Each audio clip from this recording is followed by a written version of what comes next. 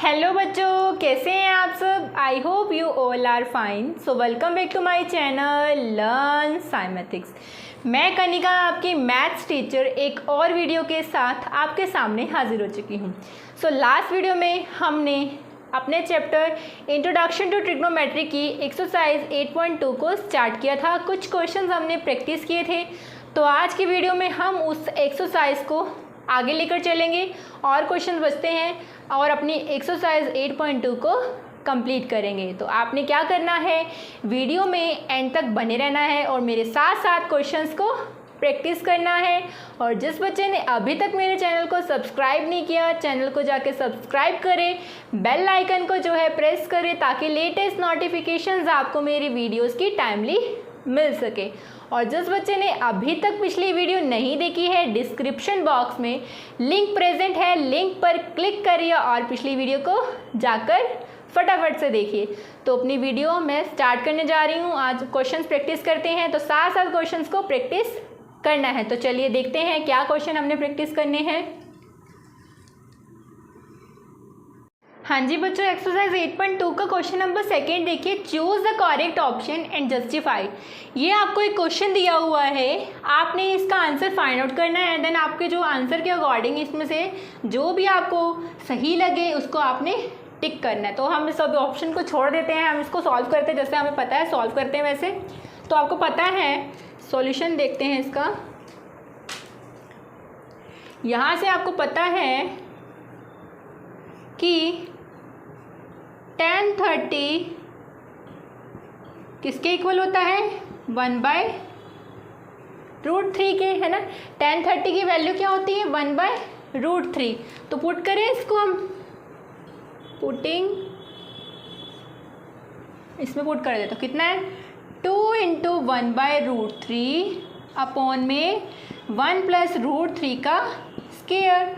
तो उसको यहाँ से सॉल्व करोगे, डिनोमिनेटर तो कितना आ जाएगा 2/√3 और डिनोमिनेटर 1 + स्क्वायर से रूट कट जाएगी, कितना आएगा 1/3। तो सॉल्व करते हैं ऐसे, यहाँ से देखते हैं क्या आ रहा है।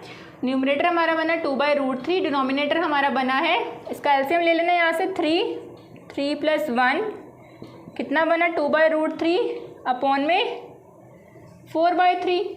अब इसको हम क्या कर देंगे, मल्टीप्लाई कर देंगे ऊपर ले जाके, 2/3 3/4 कितना आ जाएगा 1 और यहाँ से ही कट जाएगा तो कितना आ जाएगा ऊपर √3/2। अब ये आपके पास आंसर आया। अब देखो यहाँ से किसकी वैल्यू √3/2 होती है, चलिए देखते हैं।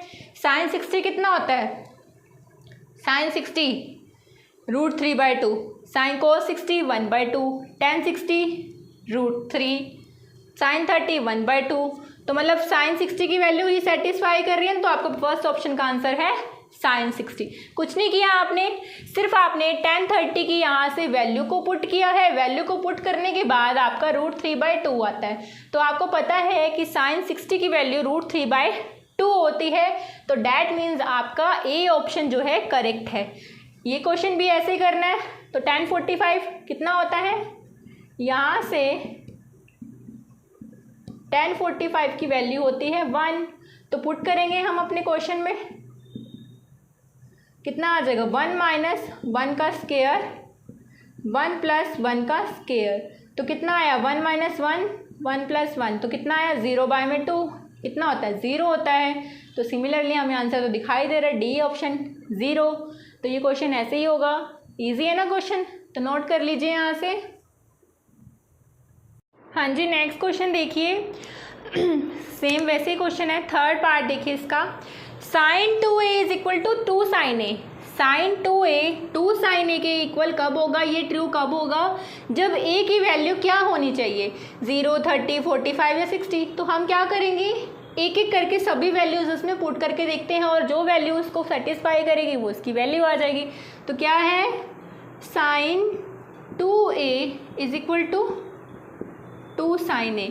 तो सबसे पहले मैं 0 पुट करती हूँ, तो sin 2 × 0 डिग्री = 2 sin 0 डिग्री, है ना। अब आपको पता है 0 डिग्री sin 0 कितना होता है 0 होता है, 2 × 0 और sin 0 0 यानी कि 0 इज इक्वल टू 0। ये तो पहली वैल्यू ही सेटिस्फाई करेगी, तो इसका ऑप्शन क्या है 0। ठीक है, पहली वैल्यू ही सेटिस्फाई करेंगे तो फर्स्ट ऑप्शन करेक्ट है, क्योंकि इसमें लेफ्ट हैंड साइड जो है राइट हैंड साइड के इक्वल आ रहा है, तो आपका फर्स्ट ऑप्शन करेक्ट है। तो सेकंड क्वेश्चन देखते हैं इसका सेकंड पार्ट। 2 tan 30 अपॉन में 1 माइनस 10 स्क्वायर 30, ठीक है, ये किसके इक्वल आना चाहिए, इसमें से आपको जो है ये फाइंड आउट करना है। तो यहाँ से मैं वैल्यू पुट कर देती हूँ दोबारा से।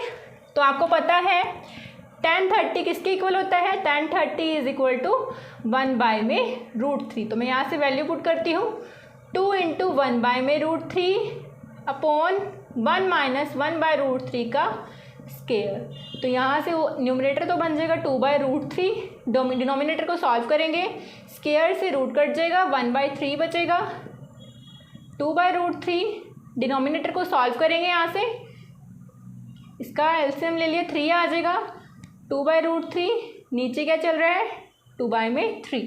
अब इसको उल्टा कर देंगे, डिनोमिनेटर को 3/2, ये कैंसिल आउट हो जाएगा, यहाँ से कट जाएगा, तो कितना आ जाएगा √3 आ जाएगा। अब देखो यहाँ से cos 60 की वैल्यू √3 है, किसकी वैल्यू जो है आपके पास √3 के इक्वल है। तो यहाँ से आपको पता है tan 30 1/√3 है, तो tan 60 √3 होता है, तो यहाँ से tan 60 इसका आंसर है। तो समझ में आया। अगर आपको इस टाइप के क्वेश्चंस आते हैं तो आप उनको ऐसे सॉल्व कर सकते हो। तो क्वेश्चंस को जितना ज़्यादा प्रैक्टिस करोगे आपके लिए उतना ही ज़्यादा इजी रहेगा। तो क्वेश्चंस को मैक्सिमम क्वांटिटी में आपने क्या करना है, प्रैक्टिस करना है। तो आपका जो चैप्टर है मतलब आज 8.2 कवर हो जाएगी, नेक्स्ट 2 वीडियोज़ में 8.3 कवर हो जाएगी। देन उसके बाद आपने अपनी एक्स्ट्रा बुक से भी इसको फॉलो करना है, ठीक है। एक वीडियो आएगी जिसमें हम आपके प्रीवियस ईयर क्वेश्चन जो है डिस्कस करेंगे, लेकिन उससे पहले आपको बेसिक्स क्लियर होने चाहिए, एनसीईआरटी आनी चाहिए। तो एनसीईआरटी के क्वेश्चन जो है प्रैक्टिस करना बहुत ज़्यादा मैंडेटरी है, तो साथ साथ क्वेश्चन को प्रैक्टिस करिए। सो बच्चों ये क्वेश्चन जो है इंपॉर्टेंट क्वेश्चन है और बहुत ज़्यादा इजी क्वेश्चन है, ठीक है। समझ लिए स्टेप क्या है, इसमें इंपॉर्टेंट क्वेश्चन है आपके पास एनसीईआरटी का ये। तो आपको गिवन है if tan a + b is equal to √3, अगर tan a + b आपके पास √3 के इक्वल है, tan a - b आपके पास 1/√3 के इक्वल है, और a + b की वैल्यू 90 से बड़ी है और 90 से कम है, 0 से बड़ी है, ठीक है। या तो 90 के इक्वल है या 90 से बड़ी है, या फिर 90 से छोटी है, या फिर 0 से बड़ी है, मतलब 0 और 90 के बीच में जो है लाई कर रही है, ठीक है। और a जो है b से बड़ा है, तो आपको a और b की वैल्यू फाइंड आउट करनी है, ठीक है। तो यहाँ से मैं क्या कर रही हूँ, पहले tan a + b जो आपको गिवन है वो लिख लेती हूँ, वो आपको √3 के इक्वल गिवन है, तो मैं इसको इक्वेशन फर्स्ट मान लेती हूँ यहाँ से, ठीक है। मैंने क्या किया है, tan a + b आपको √3 के इक्वल गिवन है, तो मैंने इसको यहाँ से फर्स्ट इक्वेशन मान ली है। अब आपको पता है कि √3 किसकी वैल्यू है, मैं √3 को ऐसे लिख सकती हूँ tan 60 डिग्री, बिल्कुल लिख सकती हूँ, है ना, बिल्कुल लिख सकती हूँ ना, क्योंकि √3 जो है इसके इक्वल होता है। कंपेयर करती हूँ, कंपेयरिंग बोथ साइड, मैंने दोनों साइड कंपेयर किया है, तो यहाँ से a + b की वैल्यू कितनी आ गई है, 60 डिग्री आ गई है, इसको मैंने इक्वेशन 2 मान लिया है। सिमिलरली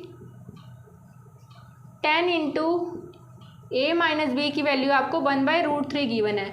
अब मैं 1/√3 को लिख दूँ यहाँ से tan 30, क्योंकि tan 30 की वैल्यू जो है 1/√3 होती है। दोबारा से कंपेयर करूँगी,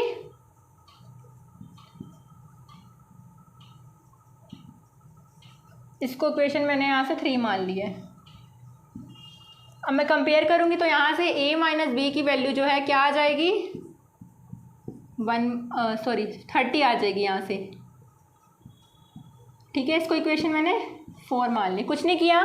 tan a + b आपको √3 के इक्वल गिवन था, तो आपको पता है कि tan 60 की वैल्यू √3 होती है, तो मैंने यहाँ पे tan 60 को लिख दिया है। सिमिलरली थर्ड इक्वेशन में जो tan a - b है वो आपको 1/√3 के इक्वल गिवन था, और आपको पता है कि tan 30 की वैल्यू भी 1/√3 होती है, तो मैंने वहाँ पर उसकी जगह tan 30 को रख दिया है। अब मैं क्या करती हूँ, नाउ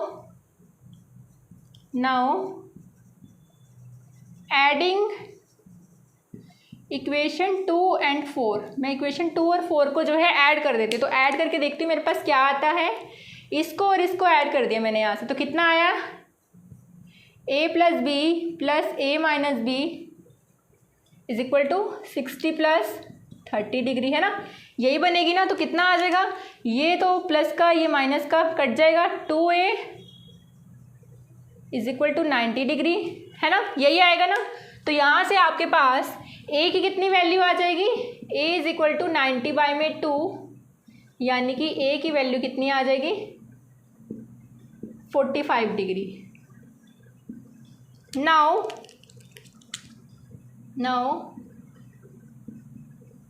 पुटिंग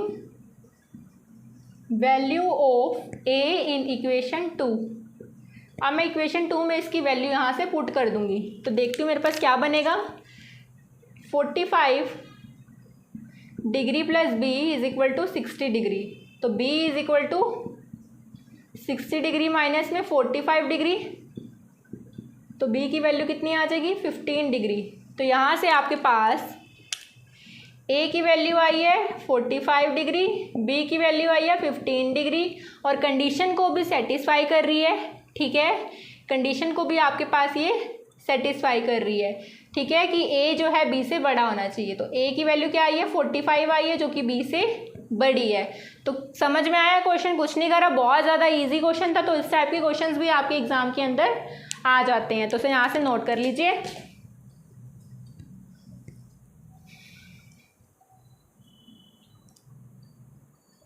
हाँ जी, इस एक्सरसाइज का लास्ट क्वेश्चन है, state whether the following are true और फॉल्स, जस्टिफाई। तो जो आपको स्टेटमेंट गिवन है आपको बताना है ट्रू है या फॉल्स है, अगर ट्रू है तो क्यों है, फॉल्स है तो क्यों है। Sine a plus b is equal to sine a plus sine b, ऐसा ट्रू है या फॉल्स है। चलिए हम एग्जाम्पल से देखते हैं यहाँ से। तो पहले वाले का एग्जाम्पल देखते हैं, समझा देती हूँ, नोट भी करते रहना यहाँ से। तो मैंने साइन a की जगह 60 रख लिया है, और a की जगह मैंने यहाँ पे 30 रख दिया है, और b की जगह मैंने यहाँ पे 60 रख दिया है यहाँ से, ठीक है। तो ये कितना बन गया, लेफ्ट हैंड साइड की बात की है, कितना बन गया ये, साइन 90, यानी कि 1 आ गया है। अब मैं इसकी राइट हैंड साइड लेके जब मैं चलती हूँ तो साइन 30 प्लस साइन 60, तो साइन 30 1/√2 और साइन 60 √3/2।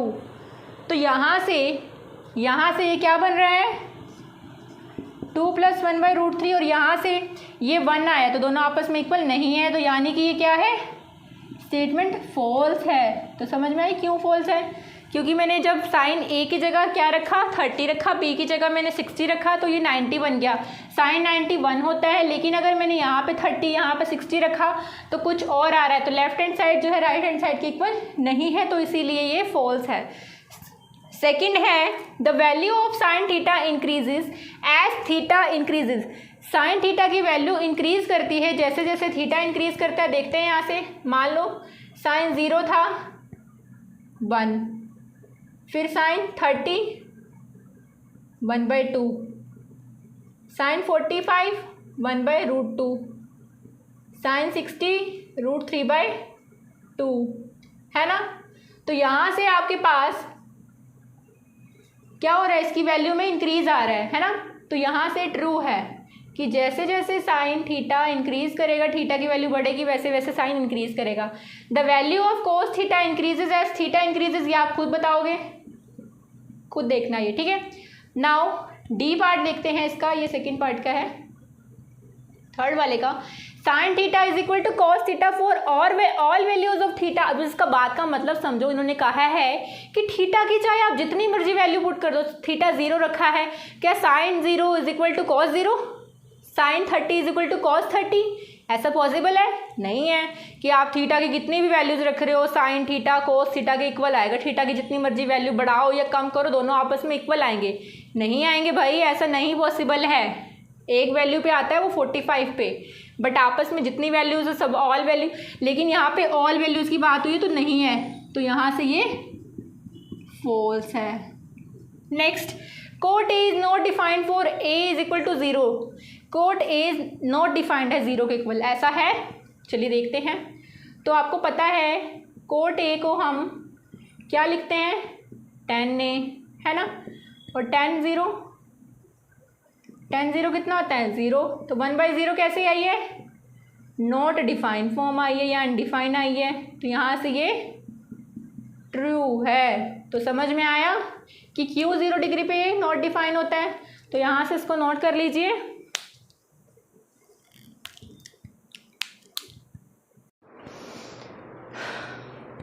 तो हाँ जी बच्चों, कैसी लगी आज की वीडियो कमेंट सेक्शन में मेंशन कर ज़रूर बताना। और आपको क्या करना है, इससे रिलेटेड और ज़्यादा क्वेश्चंस जो हैं प्रैक्टिस करने हैं, और अगर कोई भी डाउट रहता है तो कमेंट सेक्शन में अपने डाउट मेंशन करने हैं। और आपको कैसी लगी आज की वीडियो, लाइक शेयर कमेंट्स कर हमें ज़रूर बताना। सो आज की वीडियो जो है यहीं पर एंड होती है। आपकी एक्सरसाइज 8.2 इस चैप्टर की एंड हो चुकी है। अब बची है 8.3 जो हम नेक्स्ट वीडियो में स्टार्ट करेंगे। तब तक के लिए अपना 8.1 वाला और 8.2 वाला पूरा पोर्शन आप अच्छे से कंप्लीट कर लेना, ठीक है। सो जिस बच्चे ने अभी तक मेरे चैनल को सब्सक्राइब नहीं किया, चैनल को जाकर सब्सक्राइब करें, बेल आइकन को जो है प्रेस करें, ताकि लेटेस्ट नोटिफिकेशंस आपको मेरी वीडियोस की टाइमली मिल सके। सो आज की वीडियो जो है यहीं पर एंड होती है। अब हम मिलेंगे नेक्स्ट वीडियो में न्यू एक्सरसाइज के साथ। तब तक के लिए good bye and thank you for watching my video. Bye.